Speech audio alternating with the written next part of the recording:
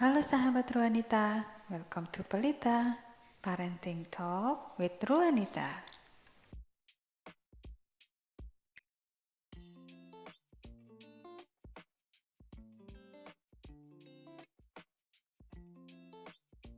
Hai teman-teman, bertemu lagi dengan saya Stefani Iriana Pasaribu di Pelita, Parenting Talk with Wanita.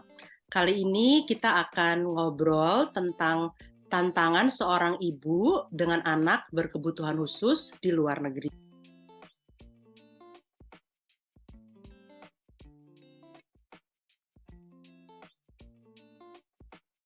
Kali ini saya bersama dengan sahabat saya. Ternyata bintang tamunya adalah sahabat saya sendiri yang sudah lama. Saya panggilnya Betty, tapi mungkin nanti Betty bisa memperkenalkan diri dengan nama lengkapnya dan mungkin bisa bercerita Betty sekarang tinggal di mana, bekerja sebagai apa, dan pokoknya yang informasi-informasi umum yang Betty tidak berkeberatan untuk men-share dengan sahabat wanita. Silakan. Halo, nama saya Anastasia Betty Taylor, tapi di Jakarta saya dikenal dengan nama Betty, ya Stefani, seperti Stefani tadi mentioned. Tapi di sini karena orang-orang lebih memilih nama Anastasia sebagai panggilan awal, jadi mereka mengenal saya dengan nama Anastasia. Kadang Ana, terus saya bekerja juga karena saya pengalaman jadi guru di Jakarta selama 25 tahun, lalu saya melanjutkan lagi jadi nursery practitioner di London. Saya kebetulan tinggalnya di London, based in London. Ya, saya kerja di nursery practitioner dan kebetulan tempat kerja saya beberapa kali saya pindah, dulu di private nursery, sekarang di council nursery. Sejujurnya kerja di council nursery itu banyak pengalaman dan jauh lebih complicated dalam hal menangani anak. Jadi saya bersyukur banget untuk pada saat saya diterima interviewnya yang cukup lama, lalu diterima di council nursery. So, ya saya sudah menjalani kerja di council nursery ini sudah hampir 2 tahun lebih. Sebagai apa di council nursery, Beth? Nursery practitioner. Nursery. Ya, jadi kalau di Jakarta mungkin disebutnya guru TK, kalau di sini kita lebih familiarize our profession sebagai nursery practitioner atau disebut juga nursery teacher gitu. Oke. Ya. Oke, next question ya, Beth. Nah, Ya. bolehkah Betty menceritakan kepada sahabat Ruanita mengenai anaknya yang sekarang, ya kan, yang kalau saya boleh sebutkan punya kecenderungan ASD, itu bagaimana awalnya Betty mengetahui tentang simptom itu, ya kan? Kemudian berkonsultasi kepada siapa dan bagaimana intinya bagaimana awalnya Betty mengenal gitu ya, mengenal simptom itu, kemudian mengidentifikasi dan akhirnya yakin bahwa memang anaknya punya kecenderungan Ada ASD. spektrum. Yes. Jadi sebenarnya dari itu saya karena di Jakarta seperti Stefani mungkin zaman dulu ya, zaman 2000-an gitu, untuk mengetahui anak terdiagnosis itu sangat susah karena terkendala dengan biaya. Dan saya tuh karena saya banyak baca dan saya guru, jadi saya cukup pada saat anak saya umur 2 tahun, saya sudah bisa melihat gitu loh. Loh, ini anak saya punya sedikit agak tidak sama gitu dengan anak-anak pada umumnya. Karena kan saya juga ngajar di Jakarta, jadi guru SD.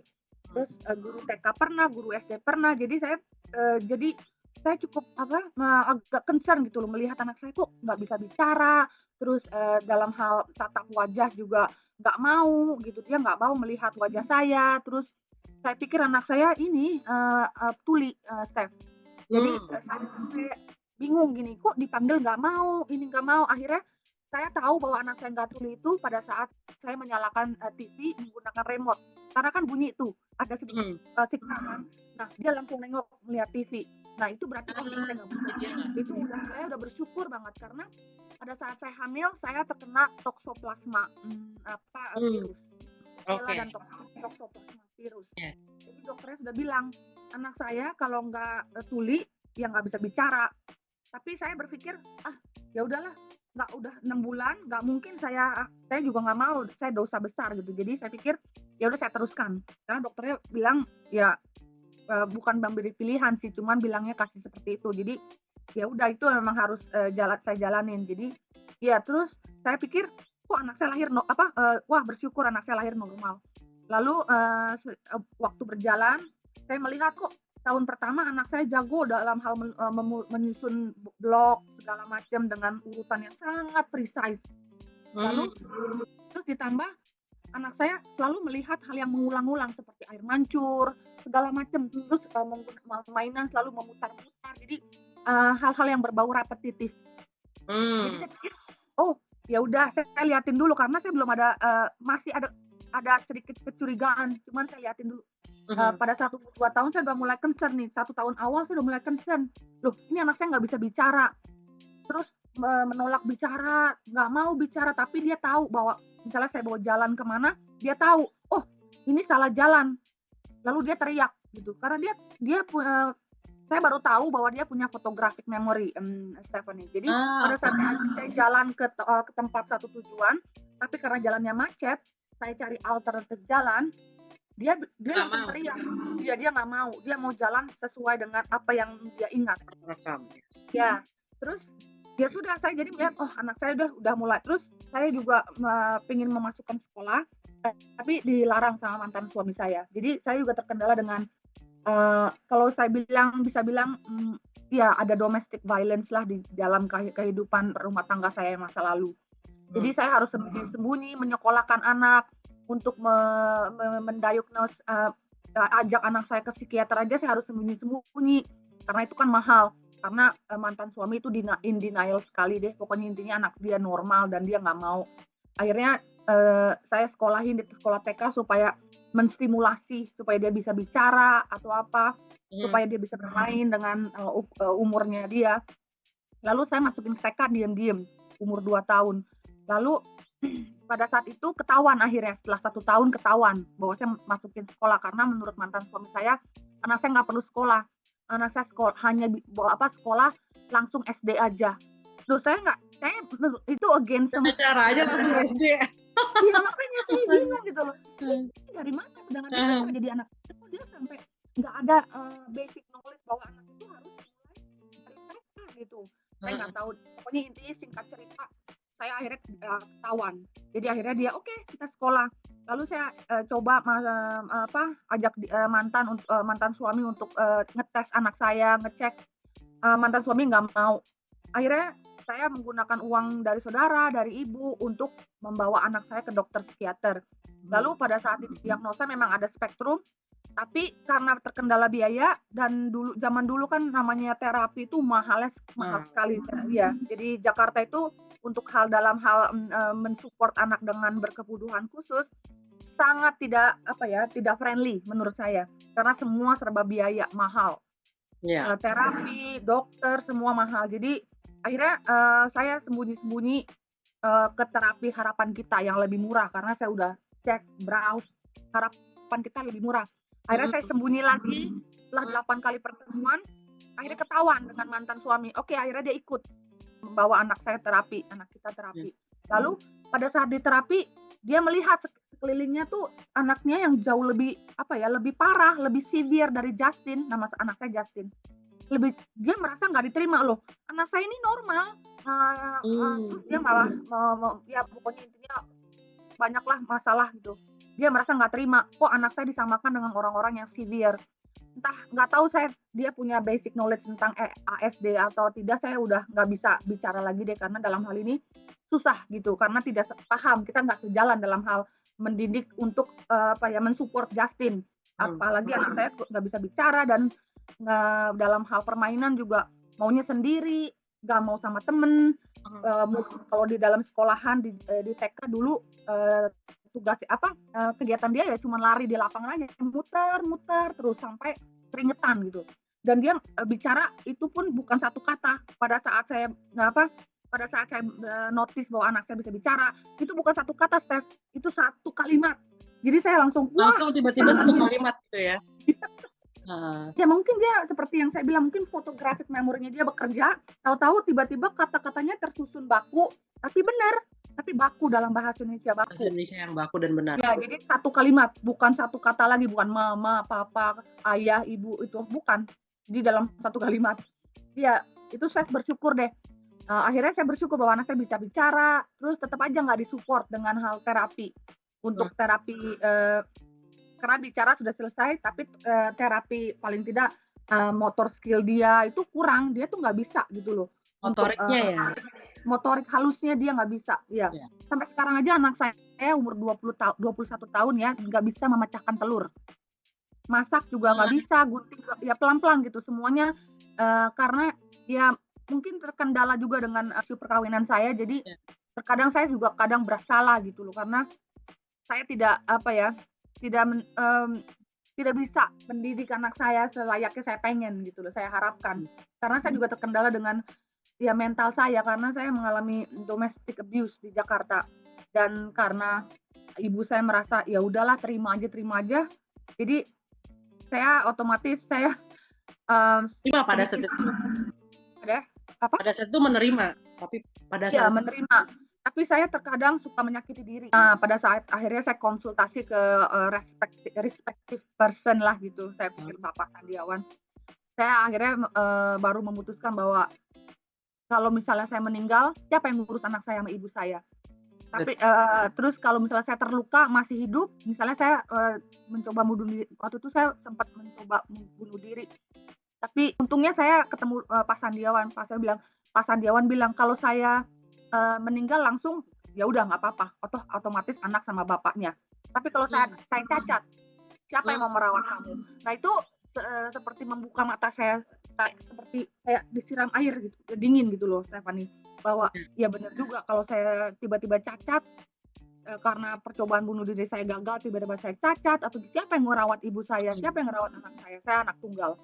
Ya jadi setelah itu ya udah akhirnya kita bercerai dan anak saya sudah mulai bukan bersosialisasi ya, tapi di sekolah umum, di sekolah swasta, tapi dalam hal sosialisasi dia tetap masih kurang. Dia nggak punya teman dan dibully di sekolahannya dan dianggap anak aneh karena kegiatan dia ya di sekolah bisa kognitifnya bisa dengerin guru, tapi pada saat olahraga atau lari kegiatan istirahat dia cuma lari keliling lapangan terus sampai keringetan.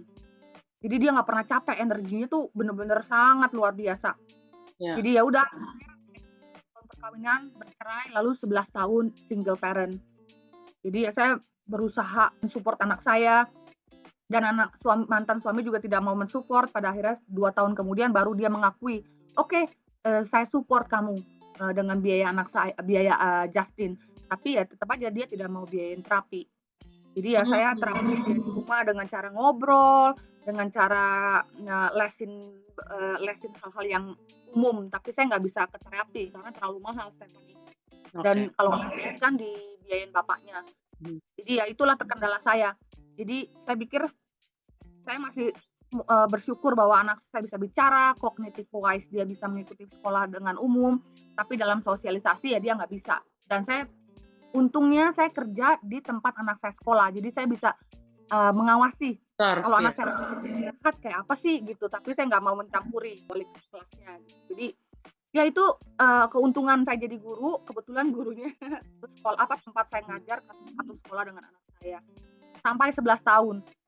Anak saya nggak punya usia, jadi umur 11 tahun bercerai, anak saya umur 10 tahun, 11 tahun tuh dia masih tidak punya teman. Jadi hanya pulang sekolah, diam di kamar, tapi ngobrol sama saya pun nggak mau. Dan juga untuk sentuhan kayak misalnya minta saya peluk itu nggak mau, dia menolak. Jadi untuk ya semua dia tolak, tapi dia bisa ngomong. Tapi bahasanya bagus ya. Ya udah akhirnya pada saat itu saya ketemu seseorang, terus akhirnya saya kan belum bisa pindah ke London.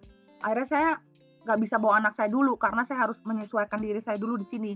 Dan akhirnya saya jauh dari anak saya hampir 4 tahun ya, 4 sampai 5 tahun. Jadi anak saya dirawat sama bapaknya, sama ibu, tapi tinggal di rumah ibu saya, bapaknya datang tiap minggu. Saya singkat cerita ya, Steph ya. Jadi saya setelah 11 tahun being single, lalu akhirnya bertemu seseorang, akhirnya memutuskan untuk tinggal di London karena suami saya yang sekarang adalah profesinya sebagai psikoterapis, tapi untuk masalah-masalah yang sangat berat gitu. Jadi Hmm. seperti suicidal, terus kecanduan atau ada pembunuhan segala macam. Jadi misalnya di bagian mental terapisnya. Hmm. Lalu karena untuk kita berpikir kan kalau dia pindah ke Jakarta, dia nggak bisa kerja sebagai profesinya dia karena dia akan membutuhkan pasien yang berbahasa Inggris.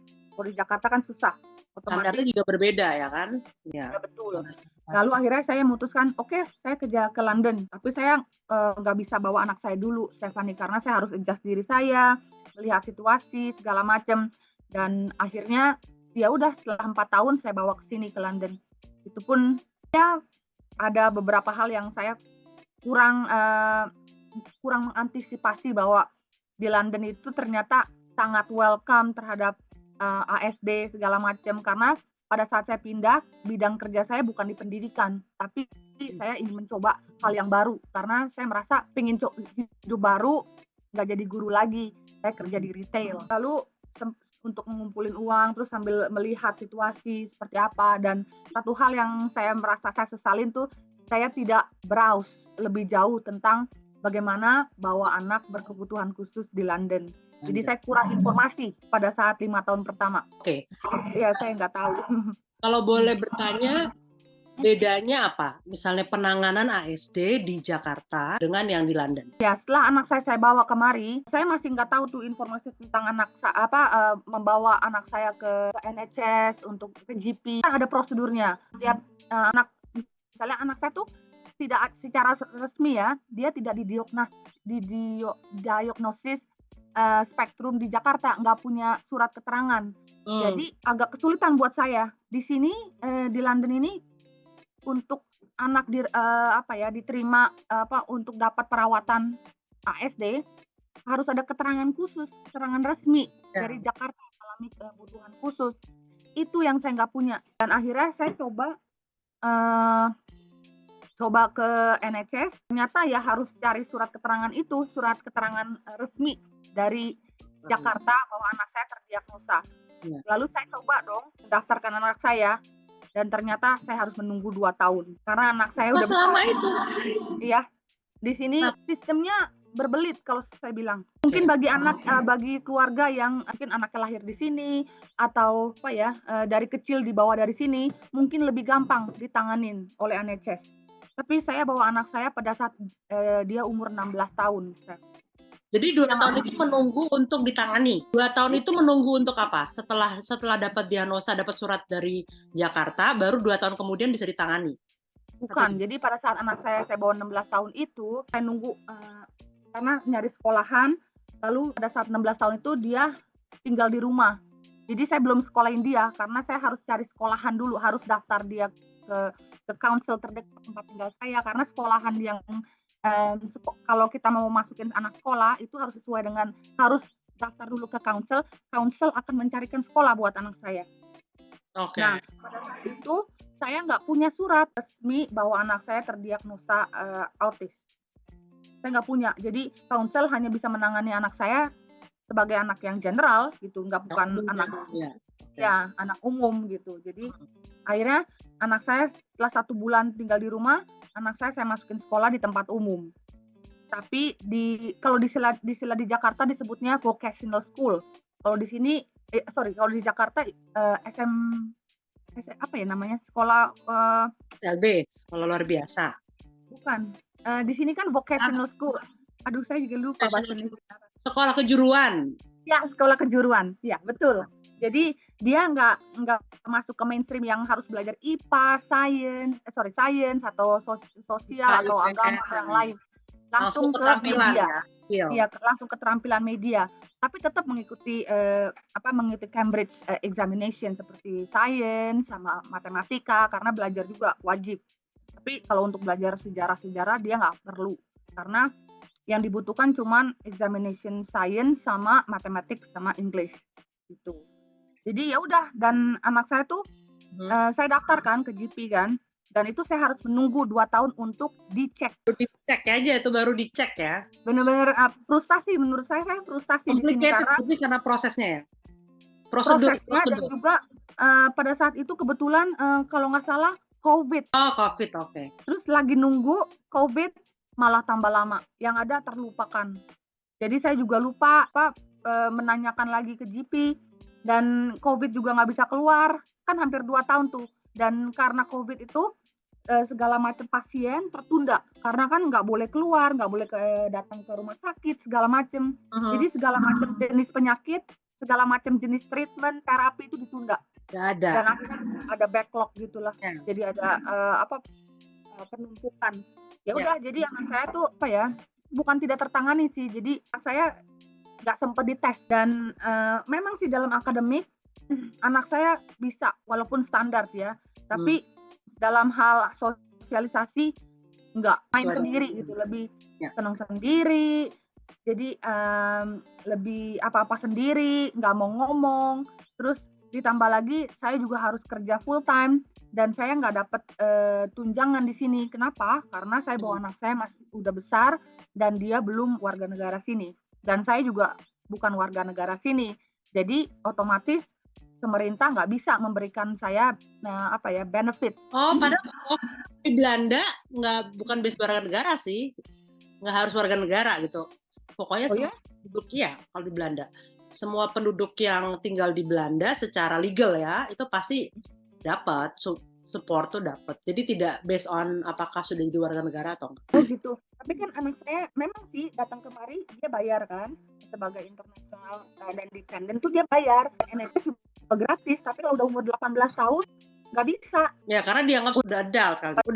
Udah dewasa ya kan, 18 tahun. Iya, jadi otomatis penanganannya juga berbeda, dan juga untuk mendapatkan support benefit misalnya biaya, terus saya bisa disupport sebagai orang tua dengan anak berkebutuhan khusus juga nggak bisa karena saya bukan warga negara sini dan dia bukan warga negara sini. Itu yang maksud saya, benefit itu saya nggak bisa terima hal-hal yang privilege yang didapatkan orang yang sudah punya sudah menjadi warga negara sini. Itu maksud saya. Kalau misalnya warga negara apa yang diperoleh? Kalau misalnya anak lahir di sini, warga negara sini, saya bisa mendaftarkan diri saya untuk minta support bantuan, misalnya kerja 30 jam, sisanya saya harus merawat anak. Nah, saya dapat uang dari pemerintah, dikasih uang, bukan dapat uang, dikasih uang untuk mensupport menghidupi anak saya. Karena saya dianggapnya warga negara sini, bagian dari kewajiban untuk membantu warga negaranya. Karena bukan warga negara, jadi mereka men-treat anak saya sebagai international child. Ya. Aduh, semoga saya bisa jelas ya ceritanya nih, Steph, agak muter-muter panjang. Sama sekali tunjangan nggak ada sama sekali ya? Ya, karena anak saya udah 18 tahun, tunjangan nggak bisa dapat karena anak saya bukan lahir di sini. Dan memang sih dia dependent child, tapi dependent child-nya dari saya, bukan dari suami. Ya. Jadi otomatis nggak dapat support, nggak dapat benefit. NHS tetap dapat, tetap harus tunggu 2 tahun. Kalau mau minta percepat ya harus bayar ke private. Dan saya nggak sanggup, Stephanie, mahal sekali di sini. Ya, 3.000 pounds hanya untuk tes. Buset. Ya, untuk mendapatkan hasil tes itu diagnosa, dan tes diagnosa itu memang berguna sih untuk hal-hal misalnya dapat bantuan dari kampusnya dia, dari sekolah, supaya misalnya ada hambatan dalam pendidikan, dalam hal manajemen waktu gitu, sekolah bisa menggunakan surat itu bahwa anak saya memiliki kebutuhan khusus. Ya, tapi diagnosa maksud saya. Tapi ya itu saya nggak sanggup biayanya, Stephanie, 3.000 pounds itu saya nggak sanggup. Oke, tapi sekarang sudah ada treatment yang diberikan kepada anaknya? Jadi gini, karena di sini masih nunggu dan dianggap 2 tahun aja sampai sekarang belum ada kabar. Dan sampai akhirnya ada kejadian yang saya sangat terpukul deh, menimpa anak saya, dan harus melibatkan polisi pada saat itu, dan polisi tidak bisa membantu anak saya karena anak saya pertama umur 18 tahun, sudah dikategorize sebagai as an adult. Lalu kedua, dia tidak punya surat diagnosa. Walaupun saya sudah bilang, ini loh, saya lagi nunggu untuk menerima tes. Tetap aja polisinya nggak peduli.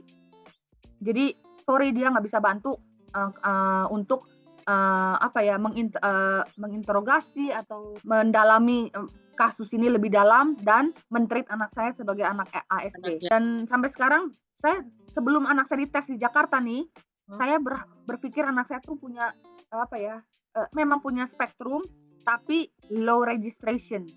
Saya nggak tahu bahwa anak saya tuh, jadi intinya, selama dia di London ini, dia sekarang lagi di Jakarta ya, saya minta tolong dari mantan suami saya untuk mentes di Jakarta, supaya hasil tes itu saya bawa Bawa ke kemari. sini. Iya, saya bawa kemari untuk men-support dia dalam hal bantuan, baik itu bantuan ke universitas dalam hal pelajaran dia, karir dia, ataupun something ya amit-amit jauh-jauh nih yang terjadi seperti sebelumnya terjadi yang berhubungan dengan polisi. Jadi saya punya backup, Stephanie, bahwa anak saya tuh diagnosanya ini, jadi bisa harus dibantu. Memang sih pada akhirnya polisi minta maaf, Stephanie, karena treatment yang dia berikan ke anak saya dan saya salah treatment. Jadi dia minta maaf datang ke rumah saya, tapi saya sudah kecewa sekali. Jadi ya memang banyak hal lah menurut saya. Karena kaku ya, cenderung kaku ya. Saya terkendala dengan birokrasi yang sangat bukan berbelit ya. Kalau di Jakarta memang berbelit, tapi kalau di sini benar-benar baku gitu. Karena kan mungkin ya cultural wise, ya sudah gitu di London ini bukan orang London aja, tapi kan banyak berbagai macam bangsa gitu. Jadi kadang menjadi kendala juga. Ya saya tidak mau membahas lebih jauh dalam hal itu, tapi itu salah satu hal penyebab bahwa anak saya tuh di treatmentnya agak berbeda gitu. Dan jadi belum mendapatkan terapi apapun ya selama di London. Akhirnya setelah kejadian yang melibatkan polisi itu, saya ngadu ke counsel, saya ngadu ke GP bahwa anak saya butuh bantuan karena anak saya shock. Anak saya lebih parah lagi, udah diem, nggak ada interaksi, tapi bisa ngobrol sesuai dengan yang baku-baku, tapi mengalami hal yang sangat di luar ekspektasi saya gitu, karena dia menemukan seseorang yang mungkin karena dia nggak punya temen, adjustment-nya susah, sosialisasinya susah, dia bertemu dengan seorang yang salah, Stephanie. Makanya dia shock. Iya, dia shock banget. Dan akhirnya saya lapor ke GP, di sini disebutnya Hillingdon Autistic Center gitu. Jadi saya lapor tapi saya harus daftar dulu. Oke, akhirnya saya daftar untuk mendapat treatment, saya harus daftar dulu. Walaupun itu charity ya, saya harus daftar untuk mendapatkan treatment dan harus bayar per tahun. Iya. Kalau di Eropa cenderung rigid ya, policy regulation-nya cenderung rigid, betul. Iya, jadi dia nggak bisa di customize, nggak bisa di adjust. Jadi ya itu kesulitannya. Akhirnya karena pengalaman yang dia dapat, terus saya telepon ke GP, lalu GP refer dia ke terapi, akhirnya dia dapat CBT terapi, cognitive behavior therapy, ya. Ya, itu pun sekali 2 kali aja. Padahal anak saya tuh masih butuh lebih. Entah kenapa terapisnya bilang, oke, cukup. Saya bingung. Dan terus terang, karena anak saya dikategorikan sebagai anak dewasa, jadi anak yang berbicara harus dengan anaknya, nggak boleh dengan saya. Kan maksudnya, Steph. Jadi saya tuh tidak dilibatkan sama sekali. Itu yang saya sangat agak gimana ya, kalau di Jakarta kan walaupun anak udah dewasa aja ya, ibunya orang tuanya pasti dilibatkan. Iya, saya tuh nggak diperhitungkan gitu loh. Pendapat saya, yang saya lihat anak saya sehari-hari seperti apa tuh nggak diperhitungkan. Jadi dia mau terapis itu hanya mau berbicara dengan anak saya dan melihat anak saya seperti apa.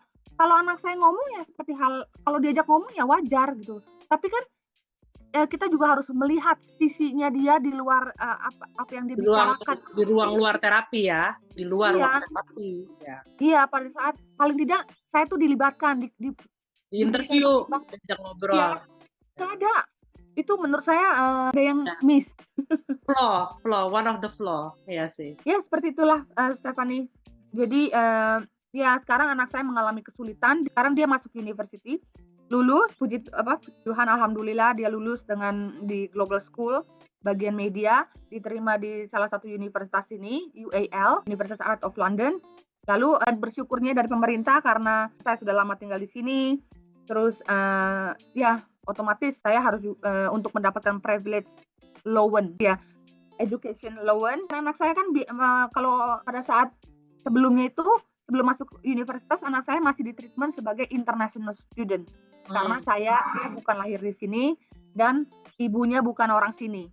Akhirnya saya untuk mendapatkan loan pinjaman pemerintah untuk kuliah, saya mungkin karena visa saya itu sudah mengharuskan untuk memilih.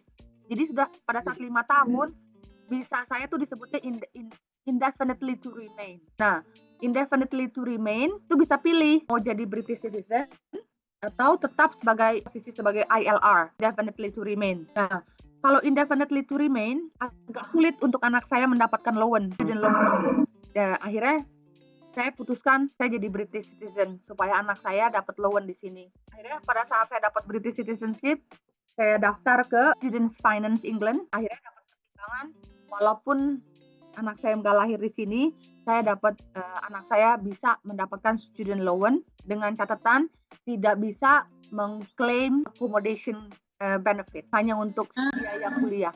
Karena dia bukan warga negara sini dan belum jadi warga negara sini. Belum, he will be one day.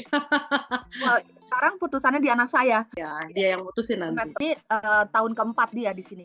Sebentar lagi dong. Pilihan dia, kalau dia mau tinggal di Jakarta, ya saya harus bebaskan.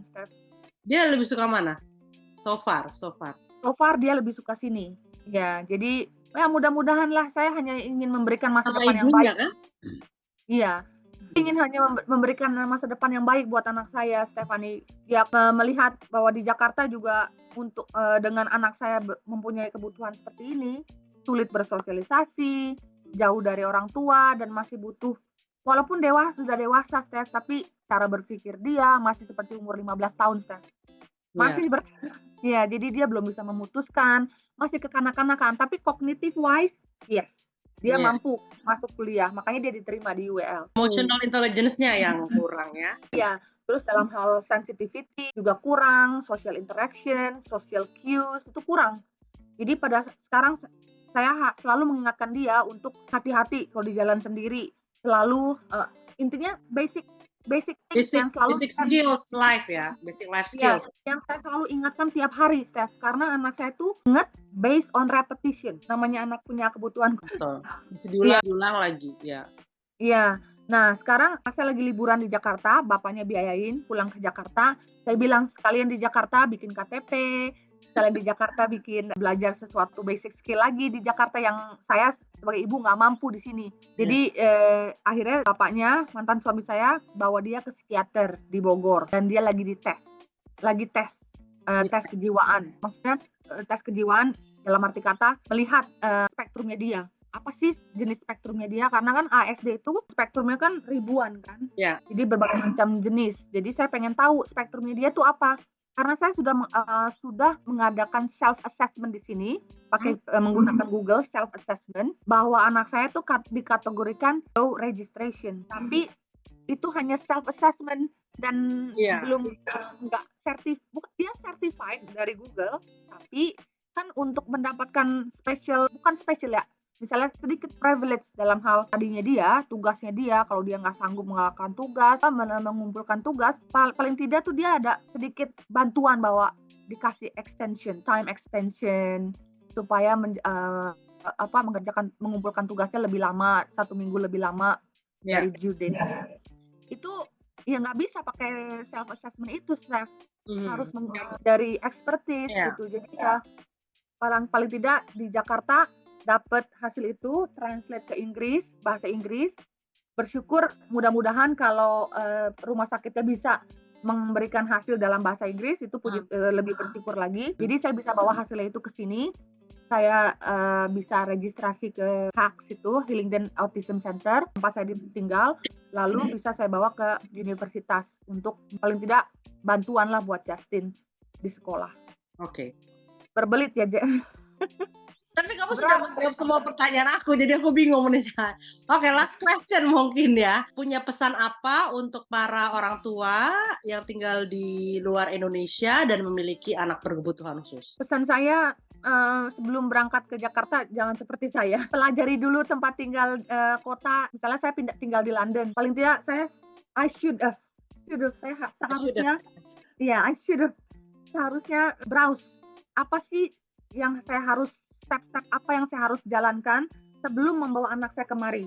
Karena saya mempunyai masalah mental issue, kadang ya itu karena bawaan dari pada saat saya domestic violence, kadang saya masih mengalami anxiety, panicking, gitu, Steph. Jadi saya juga terkendala dengan masalah yang saya alamin, jadi saya sedikit lupa gitu loh bahwa step-step ini harus saya jalankan sebelum membawa anak saya kemari. Saya tuh nggak berpikir seperti itu. Karena saya juga gampang stres jadi anxiety feeling. Jadi saya harus mengatasi diri saya sendiri dulu, Baru bisa nanganin anak. Ya, bisa membantu anak saya.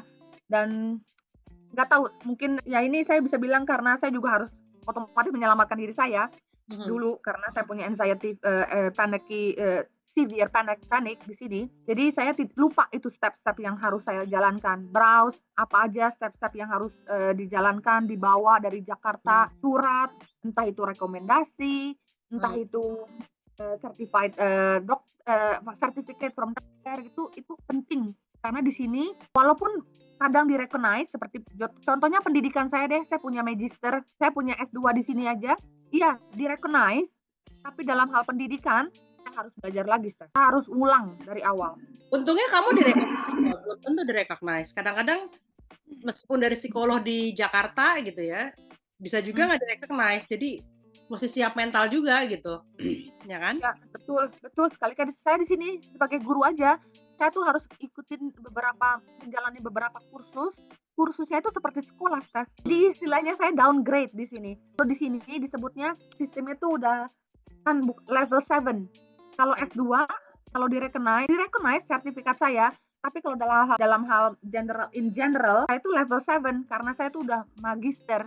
Karena magister saya, S2 saya di Jakarta, tapi dalam hal masuk pendidikan, sistem pendidikan yang berbeda, mundur lagi. Jadi saya ambil kursus yang level 3, level 3. Bayangin. Mundurnya jauh banget itu. Istilahnya kursus gitu, hanya untuk mengetahui sistem pendidikan di sini seperti apa sih, apalagi bidang anak-anak. Kalau bidang anak-anak TK di Jakarta sama TK di Inggris tuh beda sekali, Steph.